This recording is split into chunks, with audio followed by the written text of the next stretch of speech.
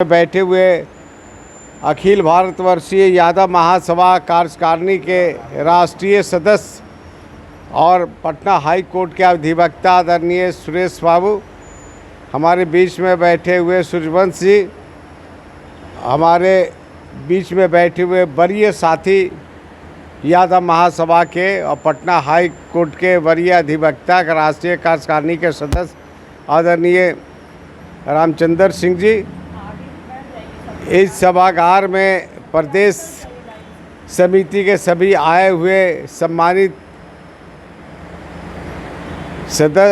पदाधिकारीगण, विभिन्न जिलों से आए हुए, खास करके दो अध्यक्ष जी को हमने यहाँ पर ये देख रहे हैं, गया जिला के रामेश्वर प्रसाद यादव जी और कैमूर के आदरणीय ददन सिंह जी, और यहाँ पर जो साथी आए हुए हैं, ये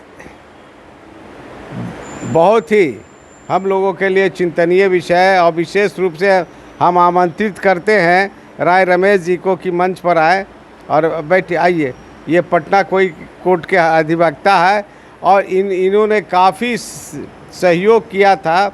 इस्कॉन मंदिर में हम लोगों ने जो शताब्दी समारोह मनाया था, इनकी भूमिका काफ़ी अच्छी थी और हम लोग यहाँ पर लगातार चिंतित है इस राज्य के अंदर में, चाहे उसका जो भी कारण हो, कि हम लोग को जितना संगठन को मजबूत होना चाहिए, करना चाहिए था, ये हम लोग नहीं कर पाए हैं।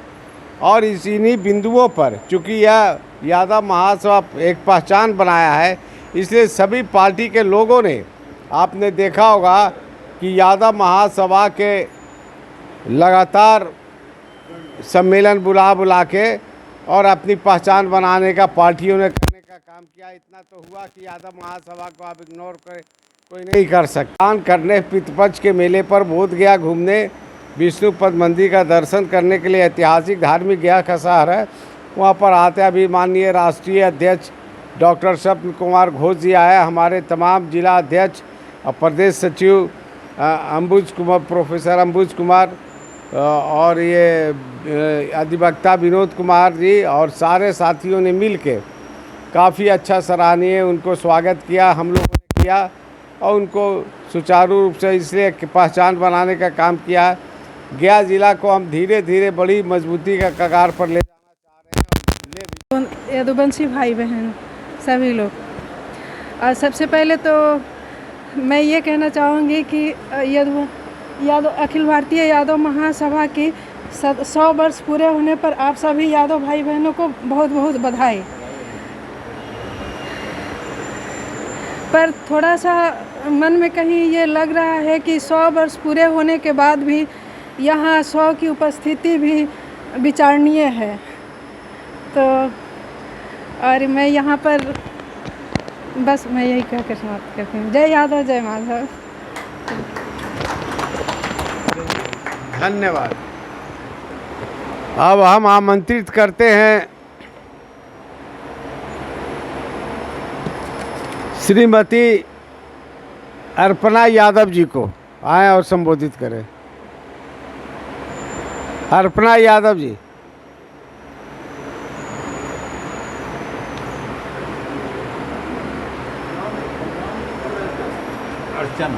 अर्चना यादव जी।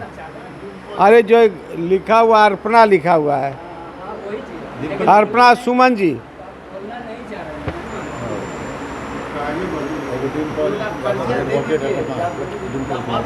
सीताराम बाबू की बेटी है, एक्स-एमपी सीताराम बाबू, सीतामढ़ी।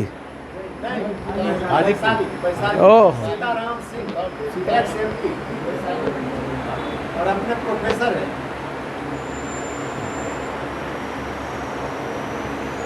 आशीर्वाद लिख दिया था जिन्होंने हमको लगा कि हम तो नहीं हैं। अर्पणा सुनो।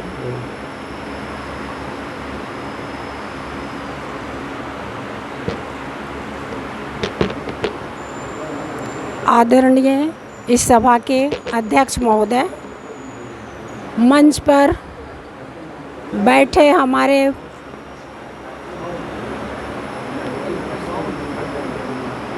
अर्थशास्त्र क्या हुआ, गोरेलाल यादव जी, और क्षमा करेंगे क्योंकि सभी का नाम मैं नहीं जानती हूँ, इसलिए माफ़ी चाहूँगी। मैं एक बात कहना चाहूँगी कि हम लोग की आबादी तो बहुत बड़ी है, जहाँ तक है कि सभी जात में इस जाति की संख्या अधिक है, मगर हमको नहीं लगता है कि उस अनुपात में हम लोग कहीं भी हैं आबादी के हिसाब से। और बहुत पहले जब मैं छोटी थी तो एक क्वेश्चन किए थे, पहले होते थे बाबूलाल शास्त्री एमएलए होते थे, तो उनसे जब हम प्रश्न किए तो वो बोले कि देखो हम लोग इसीलिए नहीं है कि हम लोग बहुसंख्यक हैं, जो बहुसंख्यक जिसको संख्या बल होता है वो दिमाग नहीं लगाता है, और जो अल्पसंख्यक होता है वो दिमाग से काम करता है। तो ये बात हमको कहीं ना कहीं आज भी लगता है कि बात बहुत सही है। पता नहीं क्यों हम लोग इतनी आबादी होते हुए भी और पटना में होके भी इतना कम संख्या में हम लोग इस हॉल में हैं, ये दुखद है। पता नहीं, जबकि इस महासभा के ओर से इसका संगठन भी है ही है, और लगता है कि इस पर ध्यान देने की ज़रूरत है। मैं इन्हीं शब्दों के साथ अपनी बात को समाप्त करती हूँ। धन्यवाद।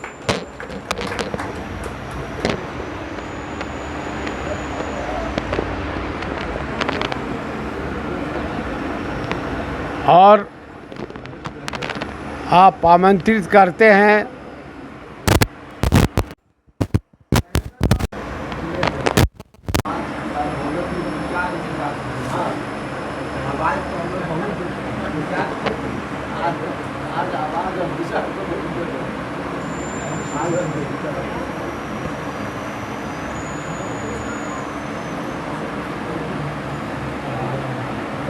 क्या आ रहा है? संबोध बोलिए ना, बोलिए कैसे।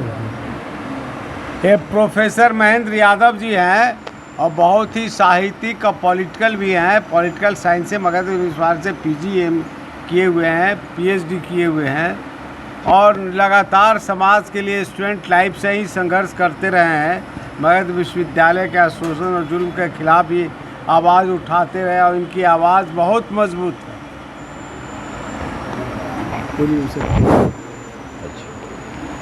मंच पर बैठे हुए, मैं नाम एक एक करके नहीं लूँगा, समय लग जाएगा। मंच पर बैठे हुए तमाम प्रबुद्ध, विचारवान, चरित्रवान व्यक्तित्व को मैं नमस्कार और आदाब और सलाम करता हूँ।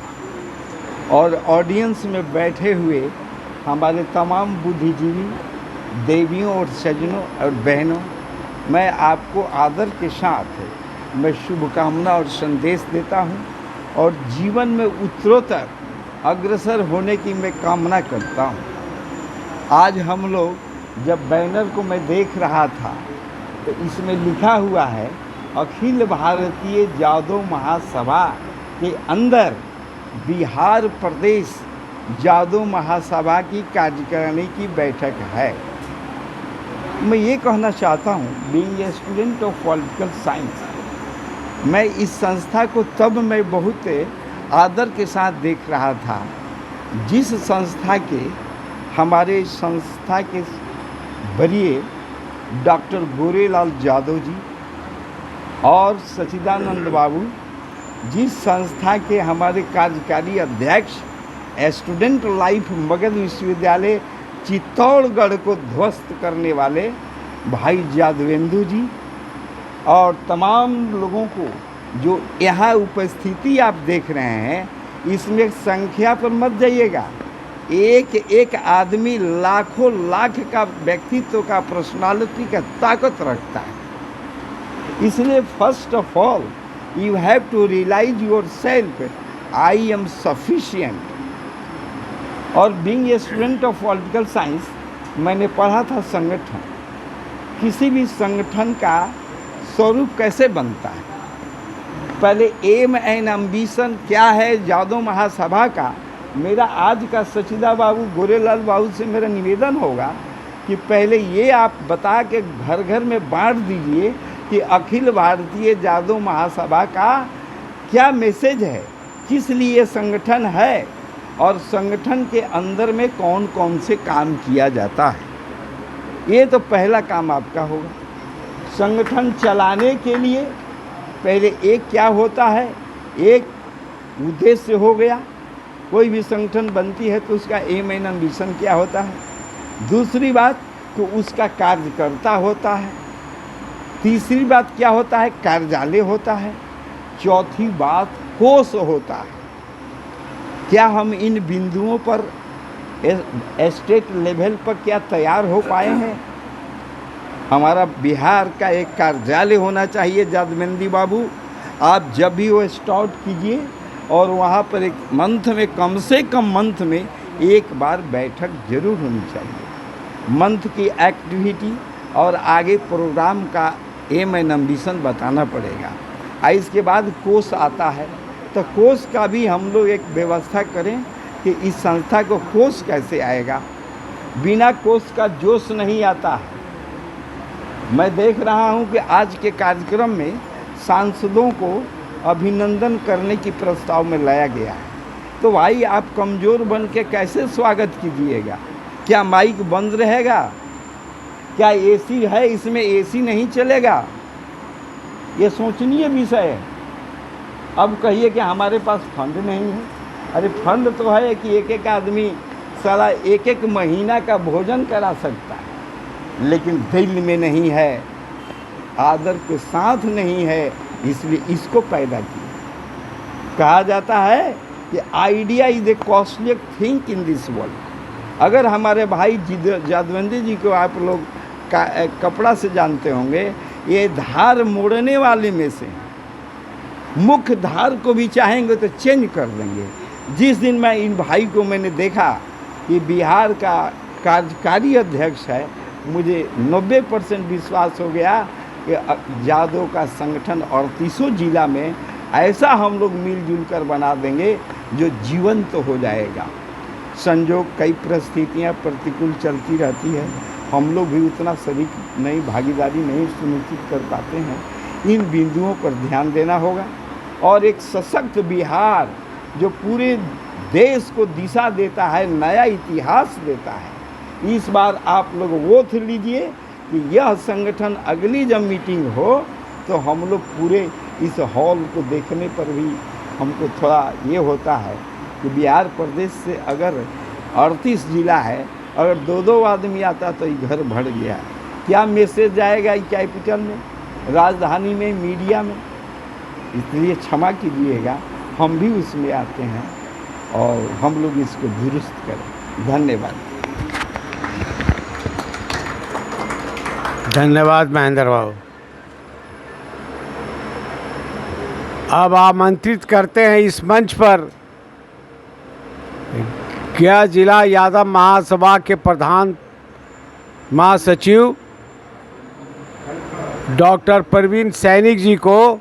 परवीन सैनिक जी, जवाल जगनारायण बाबू, जगनारायण बाबू, परवीन सैनिक जी जवाहरलाल नेहरू यूनिवर्सिटी से चाइनीज़ फॉरेन लैंग्वेज में इन्होंने पीजी किया है वहाँ पे और बहुत ही सराहनीय कार्य कर रहे हैं। गया में महासचिव राष्ट्रीय अध्यक्ष जी को भी अपने अलग लीजिए संबोधित कीजिए।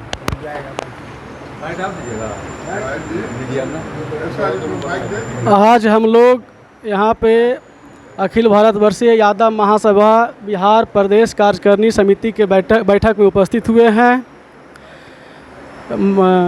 यहाँ पे उपस्थित प्रदेश अध्यक्ष डॉक्टर सचिदानंद यादव जी, राष्ट्रीय उपाध्यक्ष डॉक्टर गोरेलाल यादव जी, कार्यकारी अध्यक्ष डॉक्टर विनोद कुमार यादवेंदु जी, प्रदेश महिला अध्यक्ष डॉक्टर रूबी यादव जी और यहाँ पे उपस्थित महासचिव अधिवक्ता विनोद यादव जी, प्रोफेसर अंबुज यादव जी, और हमारे बड़े भाई महासचिव उदय यादव जी, सबको अभिनंदन करता हूँ, नमस्कार करता हूँ।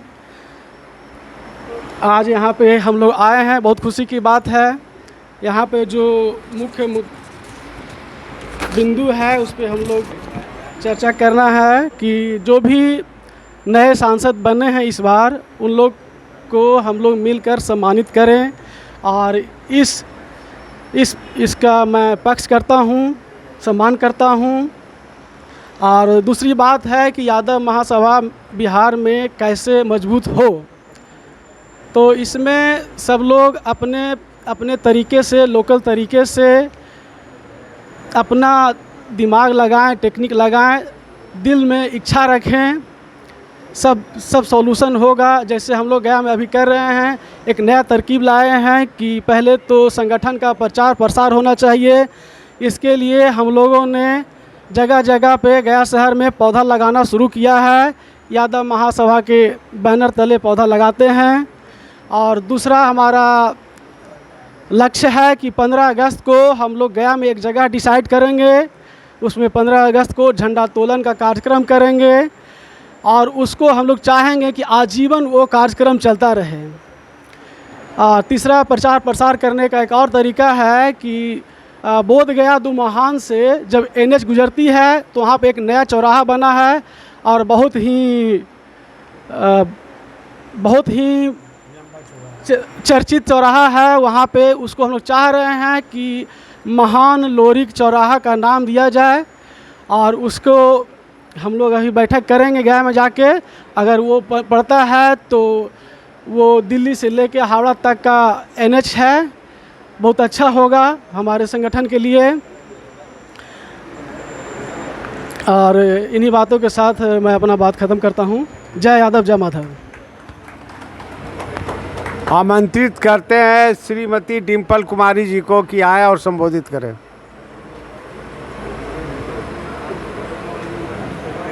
इसके बाद लालगंज बाबू मीरा जी हैं, सोशल एक्टिविस्ट। हाँ है। हाँ, उनको बुलवाएंगे। और वहाँ पर है विकास बाबू बैठे हुए हैं। विकास पटना वाले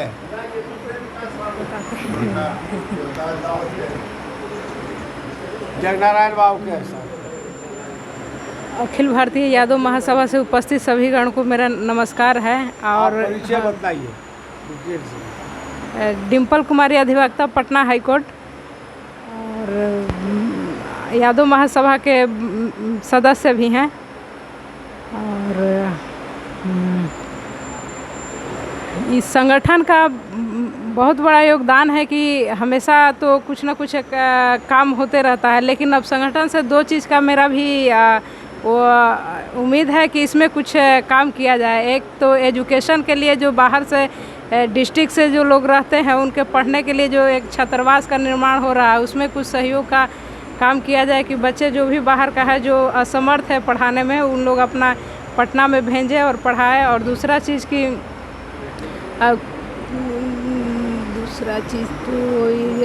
चीज़ कि इसमें से जो जीते हुए कैंडिडेट हैं उन लोग को यादव महासभा की तरफ से सम्मान करने का बात हो रही थी, उस पर भी एक निर्णय लिया जाए और डेट और टाइम फिक्स करके सभी लोग को इसमें सूचना दिया जाए। उस दिन सब लोग आएंगे, अपना जो जिसका ये रहेगा योगदान रहेगा वो दिया जाएगा। और इसी बात से कहकर अपने जय यादव, जय माधव, बाकी लोग भी हैं। अब आमंत्रित करते हैं आदरणीय मीरा यादव जी को, जो काफ़ी सामाजिक रूप से काफ़ी शहर में, राज्य के अंदर में एक्टिव रहती है, आपको संबोधित करेंगी।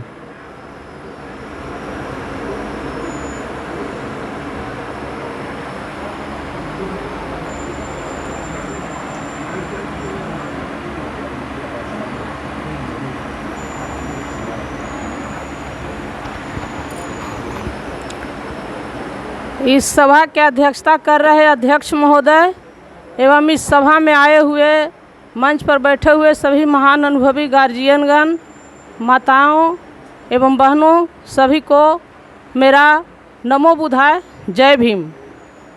जय माधव, जय यादव। जय माधव जय यादव तो होगा ही, लेकिन नमो बुधाय जय भीम के पीछे बहुत बड़ा राज है। राज है कि जब इस देश में संविधान है तब हम लोग को बोलने का अधिकार है। और अभी दो ताकत की लड़ाई चल रही है इस देश में, एक संविधान विरोधी ताकत और एक संविधान बचाने वाला ताकत। तो जो यादवों की बात आ रही है, यादव की संख्या कितनी है? 15% है जो काउंटिंग होके आया है। तो जब 15% संख्या बल है, संविधान आखिर बचाएगा कौन? यादव। संविधान खत्म कौन करना चाहता है? वो सब आप लोग जान रहे हैं। संविधान से सबसे ज़्यादा सुरक्षा किसको मिलेगा? आधी आबादी को। सबसे ज़्यादा संविधान रहने से सुरक्षा आधी आबादी को मिलेगा। और जैसे ही संविधान खत्म होगा, हमारी आधी आबादी को कितना नुकसान होगा मैंने कह भी नहीं सकते हैं। इसीलिए संविधान विरोधी लोग चाह रहे हैं कि संविधान को ख़त्म करें। तो हम तो इस कमेटी के मेंबर भी नहीं हैं, फिर भी भाई बोलने का मौका दिया गया है, इसके लिए आभार है। बात है वो अभी वस्तु स्थिति महिलाओं के साथ जो जितना हो रहा है भेदभाव, महिलाओं को आगे करके संविधान को ख़त्म किया जा रहा है। और किस तरीके से ख़त्म किया जा रहा है कि हम लोगों को कहीं भी हिंदू धर्म में हम लोगों को मठाधीश नहीं बनाया गया, कोई भी मुस्लिम धर्म में हम लोगों को मौलवी नहीं बनाया गया, कोई भी सिख धर्म में हम लोगों को गुरु नहीं बनाया गया, कोई भी क्रिश्चियन धर्म में हम लोगों को फादर नहीं बनाया गया। लेकिन इस संविधान के तहत सर्वोच्च स्थान जो है देश का राष्ट्रपति का आसन मिला है, तो संविधान के चलते मिला है। और ये जो संविधान है ये बुद्ध के पंचशील पर बना हुआ है। तो पंचशील का पालन जब करेंगे तो संविधान को छेड़छाड़ लोग नहीं कर पाएंगे। और इसी पंचशील को ख़त्म करने के लिए जो आज स्थिति चल रही है, और जो जगत गुरु बने इस देश के बिहार में ही गौतम बुद्ध, जिनका ज्ञान गया में प्राप्त हुआ, बोध गया में, उनका भी गुरु कौन थी? माता सुजाता थी। माता सुजाता यदि नहीं होती तो गौतम बुद्ध जगत गुरु नहीं होते।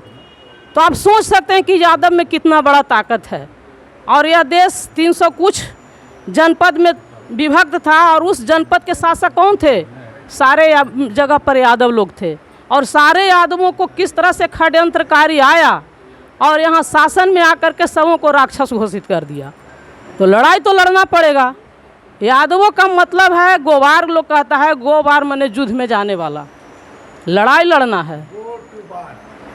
सोच सकते हैं। और इस देश में जो जगत गुरु कहलाया है वहाँ अभी जगत चेला भी नहीं है। शिक्षा का अधिकार संविधान के तहत असंवैधानिक जो नया शिक्षा नीति आया है कि जो जिस जात में जन्म लेगा उस जात का पेशा का पढ़ाई पढ़ेगा। तो हमारी आधी आबादी को तो खाना बनाने का ही पढ़ाई पढ़ना है, चूल्हा से के अलावा कोई अधिकार तो है नहीं अभी। और संविधान के बने हुए 8 दशक होने जा रहा है, हमारी भागीदारी कहाँ है? और 33% एक तरफ महिला बिल लाया गया, एक तरफ महिला को राष्ट्रपति बनाया गया, और एक तरफ मणिपुर में महिलाओं को नंगे घुमाया जा रहा है। और अभी बात हो रही थी सर्वदलीय, जो हमारे यादव समाज के लोग जीत के गए हैं उनको अभिनंदन समारोह की। बात सही है, अभिनंदन होना चाहिए। और एक प्रस्ताव लाने की भी बात आदरणीय गार्जियन महोदय किए हैं। तो जो लोग उस प्रस्ताव को स्वीकार करके वहाँ उठाएंगे, चाहे जिस दल के हों, उनको ही अभिनंदन होना चाहिए, तब आपका मायने रखेगा। और उसमें हमको कुछ नहीं चाहिए। जब 1 नेशन 1 इलेक्शन की बात चल रही है तो 1 नेशन 1 एजुकेशन 1 हेल्थ क्यों नहीं? तो यादव महासभा के तरफ से 1 नेशन 1 हेल्थ और 1 एजुकेशन की मांग आनी चाहिए। और 33% जो महिला बिल लाया गया है जनरल, तो कोटे में कोटे 50 से कम नहीं, 33 में दम नहीं और 50 से कम नहीं। हम लोगों को आधी आबादी को 50% आरक्षण मिलना चाहिए। इन सब प्रस्ताव पर यदि सहमति बनती है तो भाई ठीक होगा, और नहीं तो सबसे ज़्यादा यादवों का नुकसान होने जा रहा है। और आज आपकी महिलाएं शिव चर्चा में लगी हुई है। अब महिलाओं को आगे करना पड़ेगा। मैं तो मांग करूंगा कमेटी से कि महिला को अध्यक्ष बनाइए, और पूरे बिहार में रथ खोलवाइए और 33% महिला बिल की विरोध में होना चाहिए। और वन शिक्षा, वन नेशन, वन एजुकेशन और वन हेल्थ के लेकर के यदि आप चलते हैं तो पूरे समाज आपका साथ खड़ा हो जाएगा। देश बहुत मैंने समझिए कि गंभीर स्थिति में जा रहा है, स्थिति बहुत खराब है। यहाँ षड्यंत्रकारी लोग सदन में पहुँच गए हैं, लेकिन सदन में किसके पक्ष में कानून बन रहा है? आज जो दलित में मुसहर की आवश्यकता जो स्थिति है वही बैकवर्ड समाज में यादवों की स्थिति है। पढ़ाई से हमारा समाज बहुत दूर है, तो इस समाज को डेवलप करने के लिए जो बुद्धिजीवी लोग हैं उनको तो जिम्मा लेना पड़ेगा ना, और तब न यादव सभा का आपका महत्व रहेगा। क्योंकि हमारे बीपी मंडल साहब भी यादव सभा के अध्यक्ष रहे थे, तो मंडल कमीशन उन्होंने लाया था, और मंडल कमीशन का परिणाम हुआ कि मंडल कमीशन पूर्ण रूप से लागू भी नहीं हुआ, और देश में जो आज हालात है कि आरक्षण का जो सिस्टम है वो ख़त्म हो चुका है। जब सरकारी शिक्षा व्यवस्था ही ख़त्म हो गया तो आरक्षण मिलेगा कहाँ? बात रही महिलाओं की, तो जो माँ शिक्षित नहीं है, जो माँ सही नहीं है, उसका बाल बच्चा कैसे सही होगा? और आज देश में महिलाओं को कितना शोषण हो रहा है। देश में भी आजीविका चला रहा है केंद्र सरकार और जीविका चला रहा है बिहार सरकार, और महिलाओं के कोष से ही बिहार का देश का कोष चल रहा है। जो महिलाओं को रोजगार नहीं दिया गया, उस महिलाओं को सप्ताह में 10 रुपया जो तसीला जाता है, ये सरकार कहाँ से ले रही है? तो महिलाओं की स्थिति को सुधारने के लिए यादव समाज को सबसे आगे आना पड़ेगा, और यादव के महिलाओं को जो शिव चर्चा में जुड़ी हुई है उसको संविधान चर्चा में, शिक्षा चर्चा में लाना पड़ेगा। आज हमारी माताएं जो पूर्व में थी वो शिव चर्चा नहीं करती थी, तो क्या हमारे जो डीएम साहब हैं वो डीएम नहीं बने? तो स्थिति है कि धर्म के आड़ में धंधा चल रहा है, इस धर्म के आड़ में हमारा देश बर्बाद हो रहा है। ज़्यादा मैं नहीं बोलूँगी, समय नहीं है, क्योंकि जो समय मिला इसके लिए ही बहुत अब मैं आभार व्यक्त कर रही हूँ। इस निश्चित शब्दों के साथ मैं अपनी वाणी को विराम देती हूँ। जय भारत, जय एकता, जय यादव। अब आमंत्रित कर रहे हैं दिनारा के जिला परिषद के पूर्व जिला परिषद सदस्य आदरणीय विकास यादव जी को आए और संबोधित करें।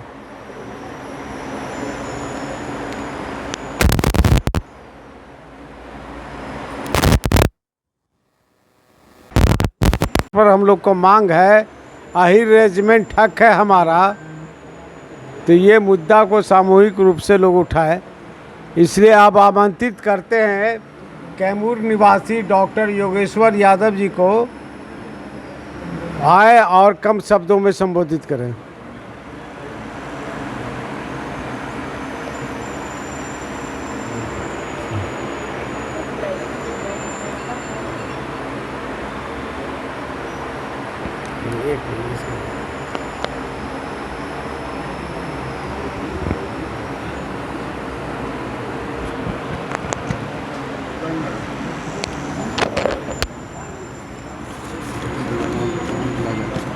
इसी बोलिए एक बार सामूहिक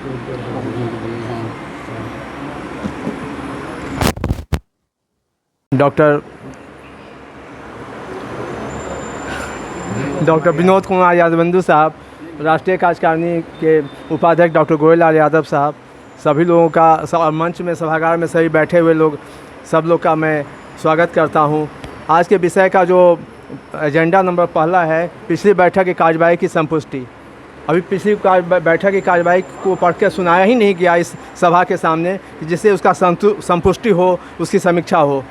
चाहेंगे कि इसकी है ना पिछली बैठक की कार्यवाही की जो प्रोसीडिंग है हम लोग के सामने सुनाई जाए और उसकी संपुष्टि है ना हाथ उठा के कराई जाए। और दूसरा जहाँ तक एजेंडा है वो माननीय सांसदों का अभिनंदन समारोह के लिए बहुत प्रस्ताव बहुत अच्छा है। इसमें हम लोग एक बड़े हॉल में, किस मेमोरियल हॉल में उसका एक समारोह करना चाहिए। उसके लिए सब लोग से समय लेना चाहिए, एक डेट निर्धारित करके उन लोग को हम लोग को अभिनंदन करना चाहिए। हमारे समाज के लिए बहुत गौरव की बात है कि सभी लोग हैं सांसद बने हुए हैं। और तीसरा एजेंडा जो एक था अकाउंट के बारे में कहना है कि हम इस जो समिति है इसके कोषाध्यक्ष के रूप में कहना चाहते हैं कि पिछली बार जो अकाउंट जो चल रहा था Punjab national bank new market branch में, उसमें 3 आदमी के नाम से चल रहा था। अध्यक्ष, प्रधान महासचिव और कोषाध्यक्ष बिंदु साहब, यहाँ उपस्थित कार्यकारिणी के सभी पदाधिकारीगण, कार्यकारिणी के सभी सदस्यगण, देवियों सज्जनों, माइक नहीं है इसीलिए ज़ोर से बोलने की ज़रूरत हो रही है। और इतनी गर्मी में आप भी बैठे हैं, हम लोग भी बैठे हैं, पसीना से नहा भी रहे हैं और बोलना भी है। संक्षेप में कहना ये है, नंबर 1 कि सांसदों का अभिनंदन करने के पहले हम लोग एक बार और अपने अंदर की कमजोरी और मजबूती को झांक कर देखें। अगर 25-30 आदमी से ही अभिनंदन करना है तो आपके सांसद समय दे कर के भी उस दिन नहीं आएंगे। जैसे ही मालूम करेंगे पहले कि कितने लोग वहाँ जमा हैं। पॉलिटिक्स में जो लोग रहते हैं वो संख्या बल को देखते हैं। संख्या अगर लाख है तो एक ही बार कहने में चले जाएंगे। संख्या अगर 25-30 है तो आप 10 बार भी कहिए, खुशामद कीजिए, वो नहीं आएंगे, बेइज्जती समझते हैं। अभिनंदन करना, उनकी इज्जत करना है। सांसद अपनी इज्जत के लिए चाहेंगे कि यादवों का बहुत बड़ा समूह हो। यादवों का बहुत बड़ा समूह कहाँ जमा करेंगे हम लोग, इस पर विचार अभी नहीं हो पा रहा है इस बैठक में, लेकिन विचार करने की ज़रूरत